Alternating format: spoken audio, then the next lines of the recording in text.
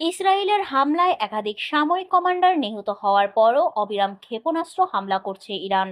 শীর্ষস্থানীয় সামরিক কর্মকর্তাদের হারানোর পরও তেহরানের এই পুনর্গঠন সক্ষমতা ইসরায়েলকেও বিস্মিত করেছে।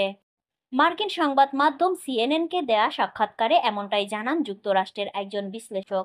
কোয়েন্সি ইনস্টিটিউট ফর রেসপন্সিবল স্টেটসক্রাফটসের ভাইস চেয়ারম্যান ট্রাইটা পার্সি বলেন, ইসরায়েলিরা ইরানের পুনর্গঠন সক্ষমতাকে অবমূল্যায়ন করেছে, কারণ ইসরায়েলিরা অত্যন্ত সফলভাবে ইরানের সামরিক বাহিনীর শীর্ষ নেতৃত্বকে লক্ষ্যবস্তু করেছিল এবং তাদের মধ্যে বেশ কয়েকজনকে হত্যা করতেও সক্ষম হয়েছিল।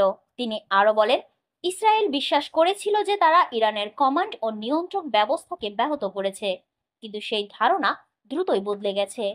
এখন যা দেখা যাচ্ছে তা হলো, ইরানি ক্ষেপণাস্ত্রগুলো ইসরায়েলের বিমান প্রতিরক্ষা ব্যবস্থার সমস্ত স্তর ভেদ করতে সফল হচ্ছে। এদিকে সোমবার ভোরেও ইসরায়েলকে লক্ষ্য করে ক্ষেপণাস্ত্র হামলা চালিয়েছে ইরান। হামলায় রাজধানীর তেল আবিব ও বন্দর নগরীর হাইফায় অন্তত 5 জন নিহত ও আরো অনেকেই আহত হয়েছে। হামলায় ঘরবাড়িতে অগ্নিকাণ্ড ও বিদ্যুৎ কেন্দ্রে ক্ষয়ক্ষতি হয়েছে। প্রসঙ্গত, টানা কয়েকদিন ধরে ইরান ও ইসরায়েলে হামলা ও পাল্টা হামলায় উত্তপ্ত হয়ে উঠেছে মধ্যপ্রাচ্য। গত 13ই জুন ভোরে তেহরান সহ ইরানের বেশ কিছু স্থানে পারমাণবিক ও সামরিক স্থাপনায় হামলা চালায় ইসরায়েল। পরে তীব্র শক্তি নিয়ে ইসরায়েলে পাল্টা হামলা শুরু করে ইরান। দফায় দফায় চলছে এই হামলা ও পাল্টা হামলা। এতে বহু হতাহতের ঘটনা ঘটেছে।